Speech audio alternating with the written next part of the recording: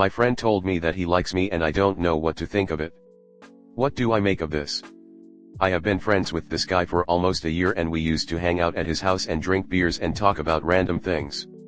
I never thought anything was weird. I've always had guy friends and always believed that men and women can be friends without being attracted to each other. This guy has a girlfriend of 3 years and I had a boyfriend for almost 3 years but we broke up. The day my friend heard that I was thinking about breaking up with my boyfriend, he kissed me. I was heartbroken and in a really bad place, so we ended up having sex, which continued sporadically for 6 months. We never talked about it, still kept things platonic outside of the sporadic hooking up, but I noticed that he stopped talking about his girlfriend. I figured it was because he felt guilty, since he has been with her this whole time, but sometimes it seems like he makes a significant effort to erase the existence of her when I am around, to the point where I think it's something other than guilt. Recently, I went on a date. I did not tell my friend that I went on a date, but he had been badgering me the week prior to get the roster back since I fell off on the dating scene, so I was inspired to give this guy I had seen a second chance. This guy that I went to go see lived in the city, which I hate driving in, so I asked my friend who lives on the outskirts of the city if I could park my car by his house and Uber. He said sure, and that was that. The date was horrible. I went home. The next day my friend was clearly ignoring me and I was confused, but something personal happened that did not allow us to talk about it at all. The day after that, we had tension and eventually I asked him why he was mad and he said that it was because he liked me and didn't like that I went on a date. He had also mentioned that he needed to break up with his girlfriend. I was angry hearing that, as I felt that it was extremely hypocritical. I realized that I had feelings for him soon before that day but quickly dismissed them as it was just going to end badly for me if I pursued these feelings, so I couldn't believe he would tell me that he liked me.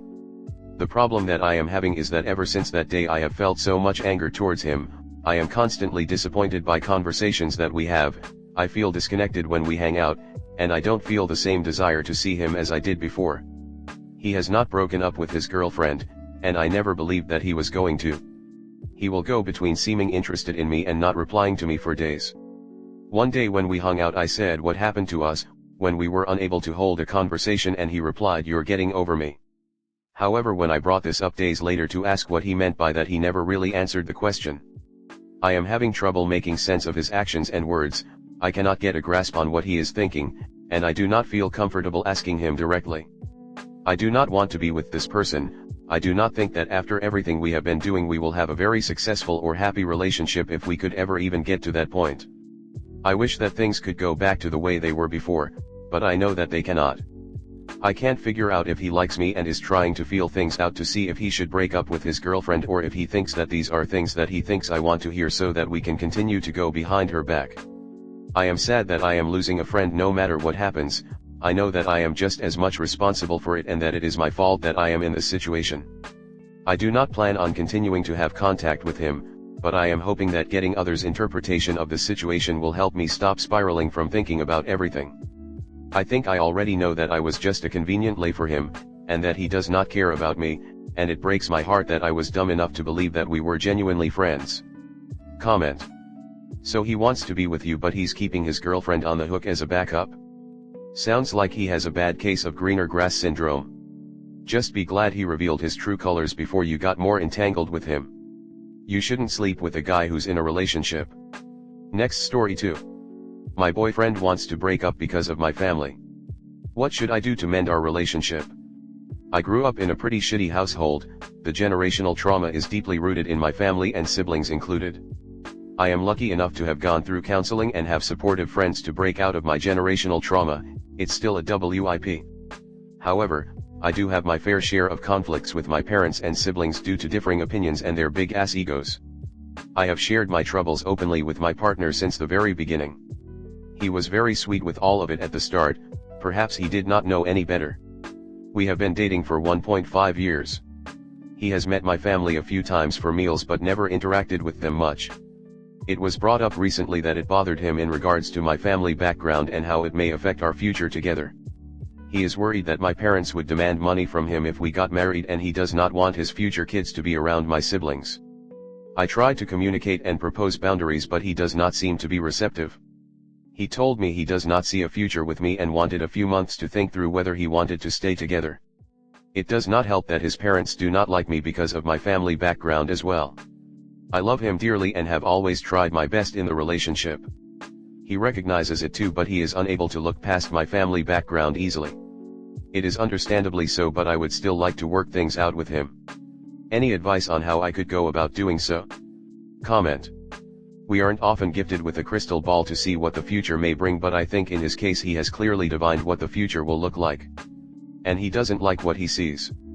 I guess for him the understanding that your family will always be there and will be exactly who they always have been, and that if he continues with you, they will in effect be his family as well, is not what he wants. You do have your work cut out for you though, with one side, his, actively working against what you had/have, and yours working against it just by being themselves. It's really hard to see how you could ever navigate your way through this. He doesn't have a problem with your family background. His problem is the fact that you are still hanging around them. Boundaries would be, don't be in contact with people who have hurt you and haven't stopped and haven't made up for the last hurts. I dated a girl once who had an abusive mother. I absolutely hated her mother. How on earth could I be around someone who beat up the woman I cared about as a child? I wanted to punch her, get my GF away from her. But for whatever reason my GF wouldn't break contact with her abuser.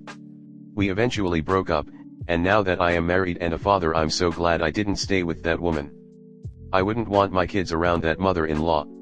Next story 3. Devastated, my now ex decided to end things after 5 years. How do you start to grieve and heal? I'm so lost. My now ex told me a few days ago after I got back from work that she's been thinking for some time now, and she's decided that, although she loves me, she doesn't love me in the right way anymore and doesn't want to drag things on and let either of us get hurt. Fair. Though, it caught me off guard and I genuinely didn't see it coming. So, I'd like to start by saying that I have zero resentment for her. She's an absolutely lovely person and I genuinely love her as much as it's possible to love somebody. We broke up around a year ago and were apart for 3 months. Due to my job, I had a mental breakdown and made a horrible mistake, ending things between us. We managed to work things out and I moved back in with her. We've moved away from where we lived to start a new life together near her family in a lovely town with amazing surroundings. I got a better job that, although means me working a lot of hours, means that I'm far less stressed. I got back from work one evening and she said that she needed to talk to me and that for a while she just hasn't been loving me the same. She said that she's thought really hard about it and she's 100% decided. I'm pretty broken inside and trying to find a room or apartment to move into locally. We share a room but have different beds, nothing to do with anything except us being light sleepers, and it's helped us both.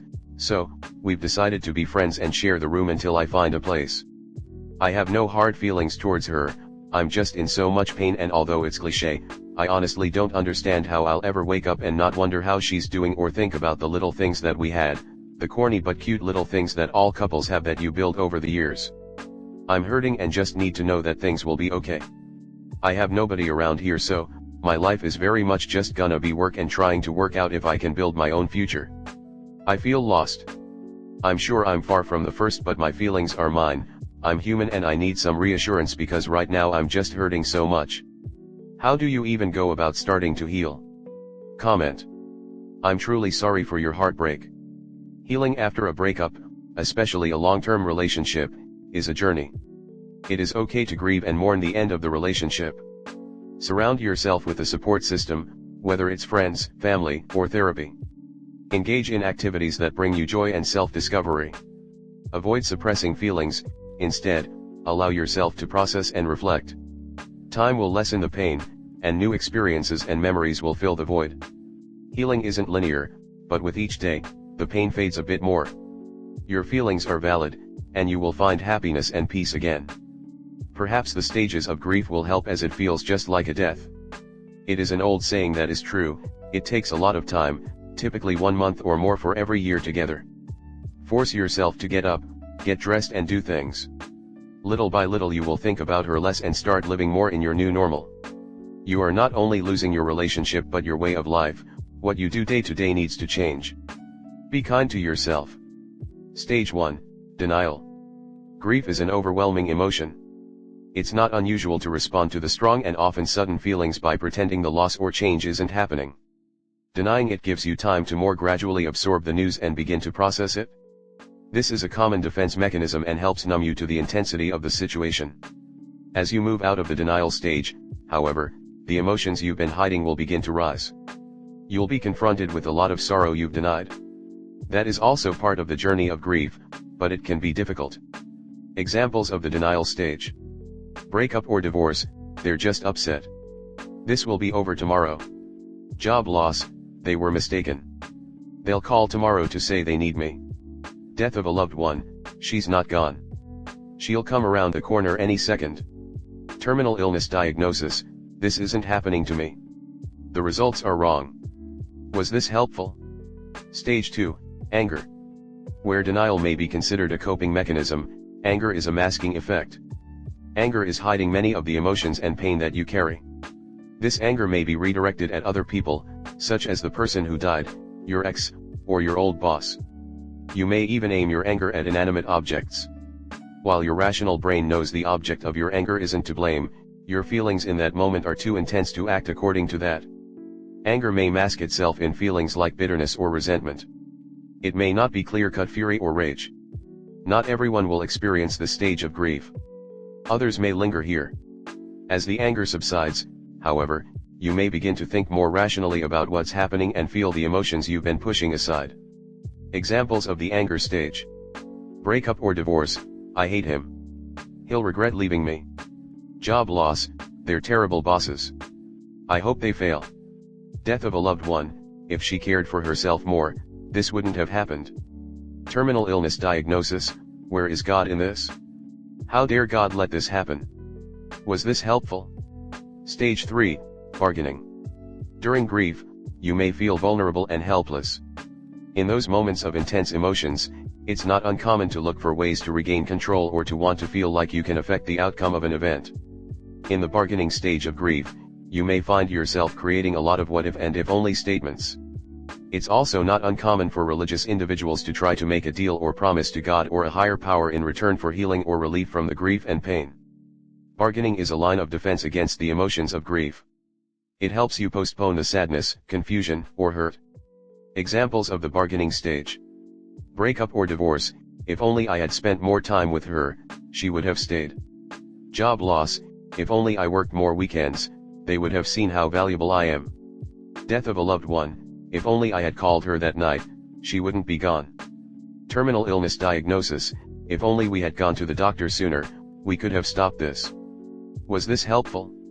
Stage 4, depression.